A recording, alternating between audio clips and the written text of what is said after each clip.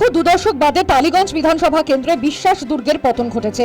সিনে ইন্ডাস্ট্রির রাশ এখন নবনির্বাচিত বিজেপি বিধায়কদের হাতে।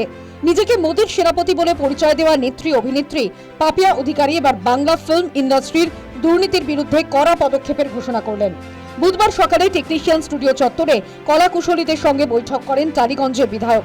বৈঠকের পর সাংবাদিকদের মুখোমুখি হন বিধায়ক।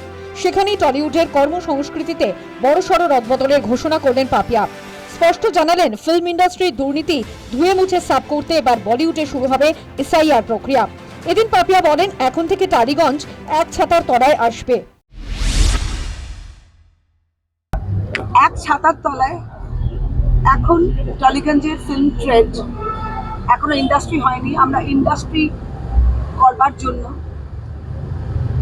আমরা centrally registered EIMPCC eastern India motion picture cultural confederation, তার আন্ডারে সমস্তটা থাকবে। একটা ছাতার তলায় সবাই থাকবে, কিন্তু এত 26টা যে গেন্ট সেইগুলো অত থাকবে না, কারণ ভীষণ অসুবিধা আমাদের প্রত্যেকের। পাপিয়া আরো বলেন, প্রতিটি বিভাগে 2 জন কোঅর্ডিনেটর থাকবেন, যারা বিষয় সম্পর্কে জানেন, পুরনো লোক। আমি সমস্ত কলাকুশলীদের বলবো, যারা কাজ না পেয়ে অবসাদে আছে, নানাভাবে শোষিত হচ্ছে, আত্মহত্যার কথা ভেবেছেন, তারা সকলে আসুন। ব্যান্ড কালচার তুলে দেওয়া হবে, সাসপেনশন থাকবে না। প্রযোজক ঠিক করবেন কোন প্রোডাকশনে কি লাগবে। প্রত্যেকটাতে 2 জন কোঅর্ডিনেটর থাকবে, প্রত্যেকটা ক্যাটাগরিতে 2 জন করে ইম্পর্টেন্ট কোঅর্ডিনেটর থাকবে, যারা পুরনো লোক, যারা সবটা জানেন। আর আমি সমস্ত পুরনো আর্টিস্ট টেকনিশিয়ানদের আসতে বলেছি।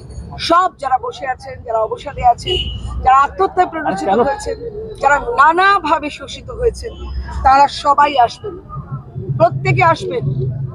আমরা এই আহ্বান চালু রাখলাম। আপনারা সবাই এই আপনাদের মুখে মুখে, আপনাদের এই এতগুলো মিডিয়া, আপনাদের মুখে মুখে বলে দিলাম, আপনারা প্লিজ পুরনো যারা বসে আছেন তারা সবাই আসুন, দয়া করে। আপনাদের ছাড়া কিন্তু হবে না। আপনারাই আমাদের ট্রেডকে ধরে রেখেছিলেন, আপনারাই আমাদের ট্রেডে পরপর হিটস দিয়েছিলেন। আপনারা আসুন। স্বরূপ বিশ্বাসের বিরুদ্ধে কোনো পদক্ষেপ করা হবে কি, এই প্রশ্নের জবাবে পাপিয়া বলেন, প্রশাসন এ বিষয়ে ভাবনা চিন্তা করবে। আমরা তো প্রশাসন, আমি এই টালিগঞ্জের দায়িত্বে আছি, আমি বিধায়িকা, সেই জন্য এই কথাগুলো বলতে পারলাম। প্রশাসনের দায়িত্ব। এখন দেখার বিষয়, নতুন হাতে দায়িত্ব যাওয়ায় আদৌ মিটল কিনা টলিপাড়ার দীর্ঘদিনের সমস্যা। News time.